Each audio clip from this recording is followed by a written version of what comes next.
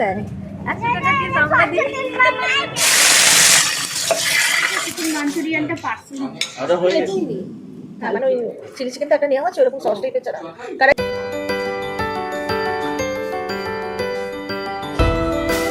সন্ধ্যাবেলায় ভিজিয়েছিলাম একটু মটর, ভাবলাম অনেক দিন বাদে ঘুগনি বানানো যায়, তাই সন্ধ্যাবেলায় এই ঘুগনি বানানো। রাতের খাবারটা হয়েই যাবে, আর একটু বানাবো আজকে এঁচোড় চিংড়ি। তোমরা কারা এঁচোড়কে কাঁঠাল বলো বলো তো? গরম পড়ে গেছে, কাঁঠাল আর এঁচোড় যাই বলো না কেন, এই গাছপাঠাটি আমাদের অনেকেরই কিন্তু ভীষণ প্রিয়। আর তাই জন্যে আজকে ঘুগনি বানানোর পরে আমি একটু এই এঁচোড় চিংড়ি মাছ দিয়ে বানাবো।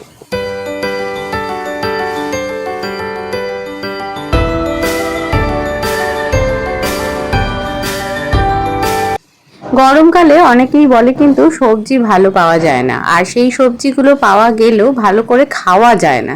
কিন্তু আমার শীত গরম বর্ষা সব সময় সব সবজি কিন্তু খুব পছন্দের। গরমকালে যেমন পটল, ঢ্যাঁড়স, আর তার সাথে এই গাছপাঠাটি বাড়িতে রান্না করলে আর মাংস কোথায় লাগে বলো তো? তাই মনে হয় যেদিনই এই গাছপাঠা পাওয়া যাক সেটা নিরামিষ হোক আর আমিষ। যদিও আজকে বাড়িতে চিংড়ি মাছ আছে, তাই একটু চিংড়ি মাছ দিয়েই বানাবো, কিন্তু সব দিন তো আর এটা জোটে না। তাই জন্য অনেক সময় আমি ঘি আর গরম মশলা দিয়ে দুর্দান্ত এই রান্নাটা করি। বারবার বানাই বলে কিন্তু হাতে এই রান্নাটা আমার বেশ খোলতাই হয়ে গেছে। তো চলো এটা বানানো যাক, আর তারপর বাকি ভিডিওতে তোমরা সঙ্গে থেকো। এই কারণেই আজকের ভিডিওতে কিন্তু এঁচোড় চিংড়ি আর তার সাথে রয়েছে আরও অনেক কিছু মজার মজার ঘটনা।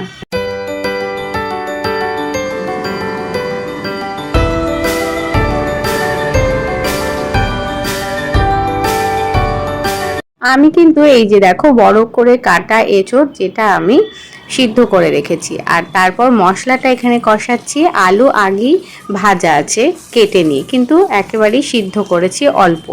আর তারপর ভালো করে আমি এটাকে কষাবো। যত কষাবে এর টেস্ট কিন্তু তত বেশি হবে।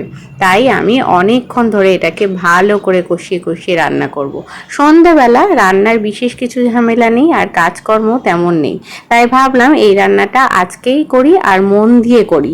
রাত্রির বেলা অনেক কিছু রান্না নেই বলে রান্নাটা আরো সময় ধরে করা যেতেই পারে।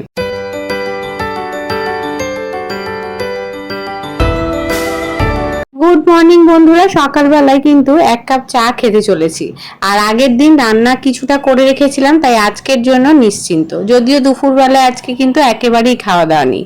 অনেক দিন বাদে বন্ধুরা মিলে একটু বেরোবো। যদিও গরম কলকাতায় ভালোই পড়ে গেছে, কিন্তু আমরা কয়েকজন মিলে ঠিক করেছি যে স্কুলের যেহেতু সবার বাচ্চাদেরই এক্সাম শেষ হয়ে গেছে, তাই চলো আজকে একটা লাঞ্চের ট্রিপ নেওয়া যাক। আজকে সকালবেলা উঠে তাই এক কাপ বসিয়ে দিলাম গরম গরম নিজের জন্য চা। কিছুটা রান্না আগের দিন করে রেখেছি, তাই তোমাদের তো বললামই ঝামেলা একেবারেই নেই সকাল থেকে। সকালে ব্রেকফাস্ট আর রাত্রে ফিরে এসে খাওয়া দাওয়ার মতো টুকটাক আছে, অল্প একটু বানালেই হয়ে যাবে। তাই সকালবেলা উঠে ঘরের কাজ কর্ম কমপ্লিট করে বসিয়ে দিলাম চা।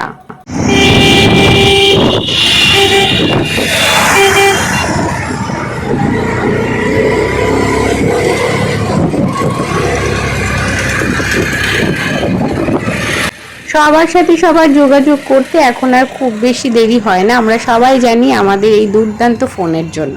আর আমরা মোটামুটি এর সাথে আজকের দিনটার জন্য যোগাযোগ করেই রেখেছিলাম যে আমরা যাব সবাই মিলে একটু লাঞ্চের জন্য বাচ্চাদের নিয়ে কাছে পিঠেই কোথাও একটা। কাছে পিঠে বলতে আমরা কিন্তু চলে গেলাম ব্যারাকপুর ইউবিক হোটেলে। রেস্টুরেন্ট কাম হোটেল সব কিছুই এটা। আর এখানে গিয়ে না, আমি অনেকটা দেরিতেই গিয়েছি। চলো সবার প্রথমে ভেতরে যাই, আর রয়েছে সেখানে আমার বন্ধুরা।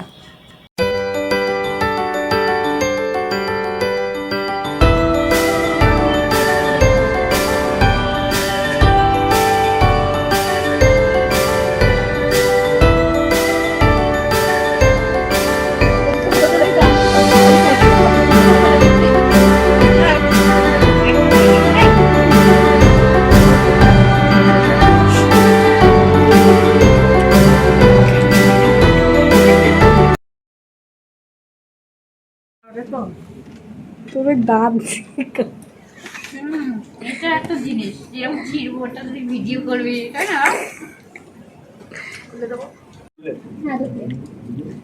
এই জন্য আমার পাশে বসতে হয়।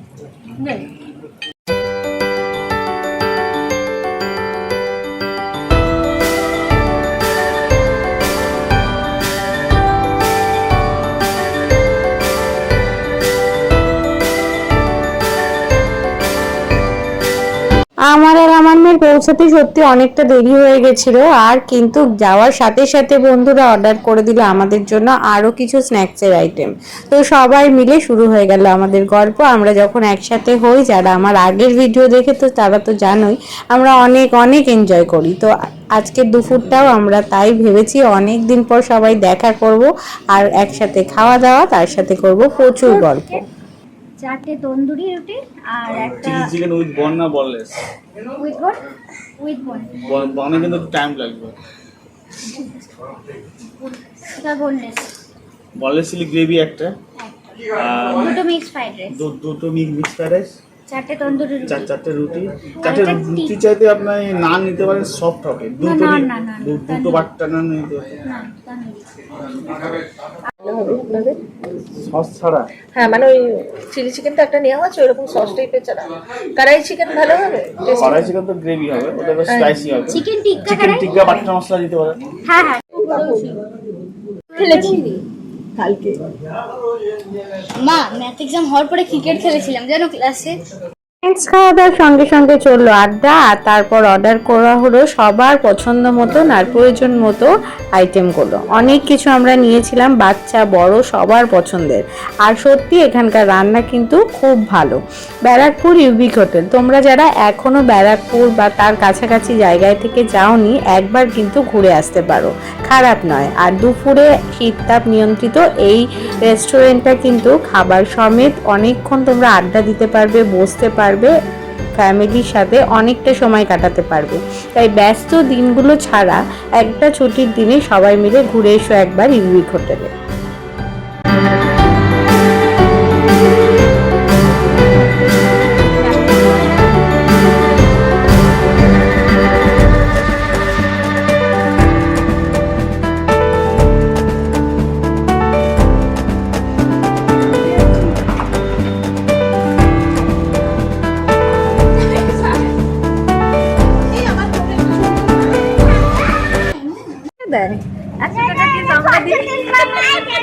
আমরা দিলাম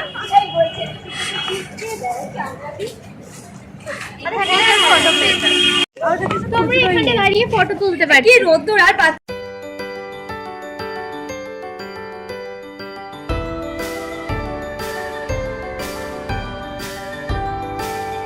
দুর্দান্ত খাওয়া দাওয়ার সাথে অফুরন্ত আড্ডা। দুপুরবেলাটা আমাদের দারুণ কাটলো। আর এই ছিল আমাদের রেস্টুরেন্ট। এরপর দুপুরবেলা আর ঘোরাঘুরি না করে রোদে সবাইকে নিয়ে এলাম আমাদের বাড়িতে আরও কিছুটা সময় কাটানোর জন্য।